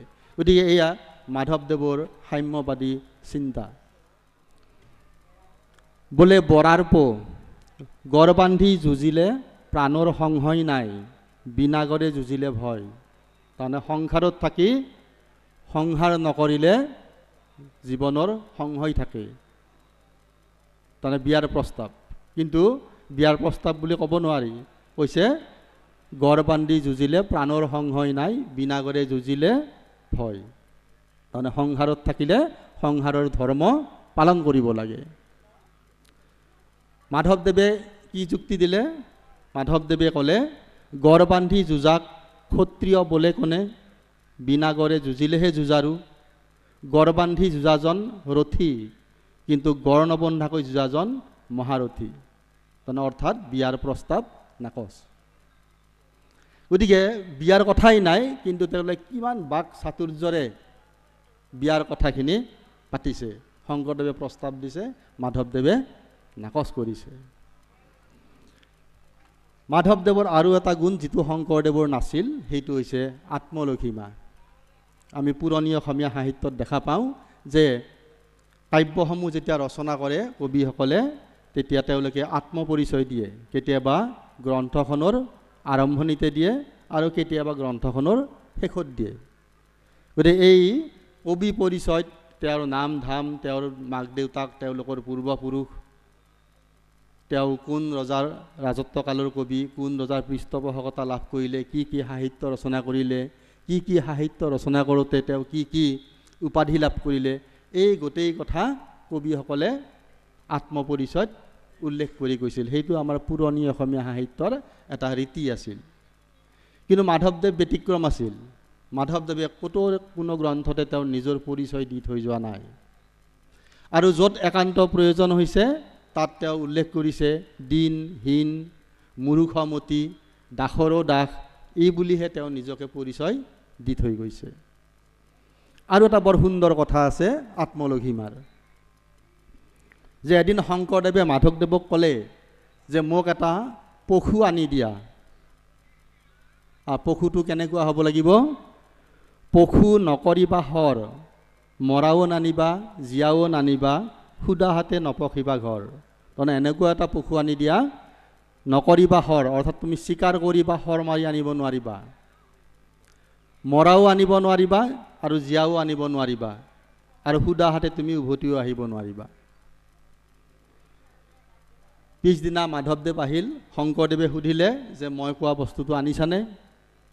মাধৱদেৱে ক'লে সপ্তদ্বীপ, 14 ব্ৰহ্মাণ্ড, 3 ভুৱন, স্বৰ্গ পাতাল মৰ্ত, সকলোতে বিচাৰ কৰিলোঁ আৰু বিচাৰ কৰি দেখিলোঁ মোতকৈ নৰাধম পশু আৰু ক'তো নাই। গতিকে তেওঁ নিজকে লৈ আহিছে। গতিকে এয়া মাধৱদেৱৰ আত্মলঘিমাৰ এটা উদাহৰণ। তাৰপিছত সাহিত্য বিষয়ত, যে শংকৰদেৱ আৰু মাধৱদেৱ দুয়ো সাহিত্য ৰচনা কৰিছিল। কিন্তু আমি দেখা পাওঁ শংকৰদেৱ আৰু মাধৱদেৱৰ কিন্তু সাহিত্য ৰচনা কৰা ৰীতিৰ মাজত পাৰ্থক্য আছে। শংকৰদেৱে নাট ৰচনা কৰিছিল, মাধৱদেৱে ঝুমুৰা ৰচনা কৰিছিল। মাধৱদেৱৰ সাহিত্যত বাৎসল্য আৰু দাস্য ভাৱটো বেছি, যিটো শংকৰদেৱৰ নাছিল। আমাৰ বাণীকান্ত কাকতিয়ে মাধৱদেৱৰ সাহিত্য প্ৰতিভা সম্পৰ্কে এটা বৰ ধুনীয়া কথা কৈ থৈ গৈছে, এই বাৎসল্য আৰু দাস্য ভাৱ সম্পৰ্কে। তেওঁ কৈছে বাৎসল্য ৰসৰ উদয়াচলত আৱিৰ্ভাৱ হৈ দাস্য ভাৱৰ অস্তাচলত মাধৱদেৱৰ সাহিত্য প্ৰতিভা মাৰ গৈছে। তাৰমানে বাণীকান্ত কাকতিৰ মতে মাধৱদেৱৰ সাহিত্য প্ৰতিভা দুটা, এটা হৈছে বাৎসল্য ভাৱৰ, আনটো হৈছে দাস্য ভাৱৰ। আৰু বাৎসল্য ভাৱটো উদয়াচলত, অৰ্থাৎ তেওঁৰ জীৱনৰ আদি পৰ্বত যিখিনি ৰচনা কৰিছিল তাত আছে বাৎসল্য ৰস, আৰু জীৱনৰ অস্তাচলত অৰ্থাৎ ভাতৃ বয়সত তেওঁ যিখিনি ৰচনা কৰিছে তাত আছে দাস্য ভাৱ। এই বাৎসল্য আৰু দাস্য কিন্তু আমি শংকৰদেৱৰ সাহিত্যত নাপাওঁ। আৰু এটা পাৰ্থক্য হৈছে যে শংকৰদেৱৰ ৰচনাত শ্ৰীকৃষ্ণ হৈছে যৌৱন প্ৰাপ্ত বা প্ৰাপ্তবয়স্ক, কিন্তু মাধৱদেৱৰ সাহিত্যত কৃষ্ণ সদায় শিশু। গতিকে এই মাধৱদেৱেনো শিশু কৃষ্ণৰ ওপৰত কিয় ইমান গুৰুত্ব দিছিল আৰু বাৎসল্য ৰসৰ ওপৰত কিয় ইমান গুৰুত্ব দিছিল? আমাৰ কিছুমান আলোচনাত কয় যে মাধৱদেৱে বিয়া বাৰু কৰোৱা নাছিল, নিজৰ ল'ৰা ছোৱালী নাছিল, গতিকে এই শিশুৰ প্ৰতি তেওঁৰ এটা বৰ দুৰ্বলতা আছিল। কিন্তু আচলতে সেইটো কথা নহয়। কথাটো হৈছে যে মাধৱদেৱ অন্ধ অনুকৰণকাৰী নাছিল, কাৰণ নিজৰ প্ৰতিভা আছিল। গতিকে শংকৰদেৱে যিটো বাটেৰে গৈছে তেওঁ সেই বাটেৰে যোৱা নাই, বা শংকৰদেৱে য'ত হাত দিছে তাত মাধৱদেৱে হাত দিয়া নাই। কাৰণ শংকৰদেৱক যদি অনুকৰণে কৰে তেনেহ'লে মাধৱদেৱৰ সাহিত্যৰ কোনো নতুনত্ব নাথাকিব। আৰু বেছি অনুকৰণে সদায় প্ৰতিভাক ভোটা কৰে। আৰু মাধৱদেৱে সেইকাৰণে শংকৰদেৱে নাট ৰচনা কৰিছিল, তেওঁ ঝুমুৰা ৰচনা কৰিলে। শংকৰদেৱে যৌৱন প্ৰাপ্ত কৃষ্ণক লৈ ৰচনা কৰিছে, মাধৱদেৱে শিশু কৃষ্ণক লৈ ৰচনা কৰিছে। গতিকে আৰু এই যে বেলেগ বেলেগ বাটেৰে গ'ল, এই যোৱাৰ ফলত কি হৈছে, আমাৰ অসমীয়া সাহিত্যত এটা বৈচিত্ৰতা পাইছোঁ। নহ'লে আমি আমাৰ পুৰণি অসমীয়া সাহিত্যত শিশু কৃষ্ণ বা বাৎসল্য ৰস নাথাকিলেহেঁতেন, আমাৰ সাহিত্য একঘেয়েশী হ'লহেঁতেন, গতানুগতিক হ'লহেঁতেন। এই সাহিত্যক কিছু পৰিমাণে সাহিত্যত বৈচিত্ৰতা আনি দিছে মাধৱদেৱৰ সাহিত্যই। আকৌ মাধৱদেৱৰ স্মৃতিশক্তি, মাধৱদেৱৰ স্মৃতিশক্তি কিমান প্ৰখৰ আছিল সেইটো এটা ভাবি চাবলগীয়া দিশ। আমি জানো যে শংকৰদেৱে বৰগীত ৰচনা কৰিছিল, বহুত বৰগীত ৰচনা কৰিছিল। কিন্তু সেই বৰগীতখিনি কমলাবায়নে পঢ়িবলৈ নিলে আৰু নিওঁতে বনপৰা জুইত গোটেইখিনি জাহ গ'ল। কিন্তু আমি এতিয়া শংকৰদেৱৰ নামত ১.৫ কোটিমান বৰগীত পাওঁ। এইখিনি ক'ত কেনেকৈ ৰ'ল? এই যে শংকৰদেৱে বৰগীত ৰচনা কৰিছিল, সেই বৰগীতখিনি প্ৰথমে পঢ়িছিল মাধৱদেৱে, আৰু মাধৱদেৱৰ পৰা পঢ়িব নিছিল কমলাবায়নে। তেতিয়াহে পূৰা গ'ল। মাজতে মাধৱদেৱে পঢ়িছিল। এই মাধৱদেৱে যে এবাৰ পঢ়িছিল শংকৰদেৱৰ বৰগীতখিনি, এবাৰ পঢ়োতে ১.৫ কোটি বৰগীত তেওঁৰ মুখস্থ হৈছিল। আৰু বনপৰা জুইৰ পিছত মাধৱদেৱে সেইখিনি আকৌ তেওঁৰ সেই স্মৃতি শক্তিৰে সেইখিনি লিপিবদ্ধ কৰে। গতিকে ইয়াৰ পৰা প্ৰমাণ পোৱা যায় যে মাধৱদেৱৰ স্মৃতি শক্তি কিমান প্ৰখৰ আছিল। তাৰপিছত আন এটা কথা যে সেইটো হৈছে মাধৱদেৱ কিমান উদাৰ আছিল, তেওঁ মনেৰে কিমান উদাৰ আছিল। আমি গুৰুচৰিতত তেনেকুৱা আৰু এটা ঘটনা পাওঁ। গাৰোৰ গোবিন্দ মানে চমৰীয়া সত্ৰৰ তেওঁ জনজাতীয় গাৰো মানুহ আছিল, আৰু সেই গোবিন্দই অৰ্থাৎ মাধৱদেৱৰে শিষ্য আছিল। এই গাৰোৰ গোবিন্দই সদায় মাধৱদেৱক তই বুলি মাতিছিল। কাৰণ আমাৰ জনজাতীয় মানুহসকল একেবাৰে সহজ সৰল, তেওঁলোকে আৰু আপুনি তই তুমি গতিকে এইবোৰ ইমান পাৰ্থক্য ভাবি নচলে, নামানে। গতিকে সকলোকে তই বুলিয়ে মাতে। গতিকে গোবিন্দয়ো কি কৰিছিল, মাধৱদেৱক তই বুলি মাতিছিল। আৰু তই বুলি মতাৰ কাৰণে বাকী যিসকল ভকত আছিল সেই ভকতসকলে কথাটো বৰ ভাল নাপাইছিল। আৰু সেইকাৰণে এদিন গোবিন্দক মাতি আনি ভকতসকলে ক'লে যে এই তই বুলি যে সম্বোধন কৰা, তই সম্বোধনটো একেবাৰে তুচ্ছজনক কৰা যায়, গুৰুজনক কৰা নহয়। গুৰুজনক হয় আপুনি নহয় তুমি বুলি সম্বোধন কৰিব লাগে। এতিয়া গোবিন্দই নিজৰ ভুলটো বুজি পালে, আৰু বুজি পাই তেওঁ এদিন ক্ষমা খুজিবৰ কাৰণে মাধৱদেৱৰ ওচৰলৈ গ'ল। আৰু মাধৱদেৱে সুধিলে যে কিয় অহা হ'ল? তেতিয়া গোবিন্দই ক'লে যে তোক তুমি বুলিবলৈ আহিছোঁ। গতিকে তেওঁ ক্ষমাটো বিচাৰিলে আৰু বিচাৰি ক'লে যে তোক তুমি বুলিবলৈ আহিছোঁ। মাধৱদেৱে তেতিয়া গোবিন্দক সাৱটি ধৰি কৈছে যে তই বুলিলেহে মই বেছি সন্তোষ পাওঁ। গতিকে মাধৱদেৱে কিন্তু গোবিন্দক তুমি বুলিবলৈ নিদিলে, তই বুলিবলৈ দিলে। গতিকে এই মাধৱদেৱ কিমান মানসিকভাৱে উদাৰ আছিল যে শিষ্য এজনক তই বুলিবৰ কাৰণে তেওঁ অনুমতি দিছিল। এনেকৈ বিভিন্ন আমি কথা পাওঁ। আকৌ এই সম্বন্ধৰ ক্ষেত্ৰত আৰু এটা কথা আমি পাওঁ যে মাধৱদেৱে এদিন কালিন্দীয়াই সুধিলে যে গুৰুজনাক তুমি কি বুলি মাতা? গতিকে কালিন্দীয়াই ক'লে বোলে কি বুলি মাতিম, ৰামানন্দৰ বাপ বা হৰিচন্দ্ৰৰ বাপ বুলি মাতোঁ। তেতিয়া মাধৱদেৱে ক'লে যে ই সামান্য বা সাধাৰণ মানুহৰহে সম্বন্ধ, কিন্তু গুৰুজনা বৈকুণ্ঠৰ বস্তু, গতিকে তেওঁক গোসাঁই বুলি মাতিব লাগে। আৰু সেই দিনাৰ পৰা কালিন্দী আইয়ে শংকৰদেৱক আমাৰ গোসাঁই বুলি মাতিছিল। গতিকে এনেদৰে আমি মাধৱদেৱ চৰিত্ৰত বিভিন্ন বৈশিষ্ট্য পাওঁ, আৰু ইয়াৰ পৰা এইটো কথা প্ৰমাণ হয় যে মাধৱদেৱৰ চৰিত্ৰত কিছুমান এনেকুৱা গুণ আছিল যিবোৰ গুণ শংকৰদেৱৰ গাতো নাছিল। গতিকে এইগৰাকীয়ে হৈছে আমাৰ মাধৱদেৱ, আৰু কোনোৰ মতে এইগৰাকী মাধৱদেৱ 107 বছৰ জীয়াই আছিল, আৰু কোনোৰ মতে এইগৰাকী মাধৱদেৱ 95 বছৰ জীয়াই আছিল। গতিকে আপোনালোকৰ সন্মুখত আজি মাধৱদেৱ সম্পৰ্কে এইখিনিয়ে ক'লোঁ, আৰু মোক মাতি আনি ইয়াত দুআষাৰ ক'বলৈ সুবিধা দিয়াৰ বাবে আপোনালোক সদৌজনলৈ মোৰ কৃতজ্ঞতা জ্ঞাপন কৰিলোঁ। নমস্কাৰ।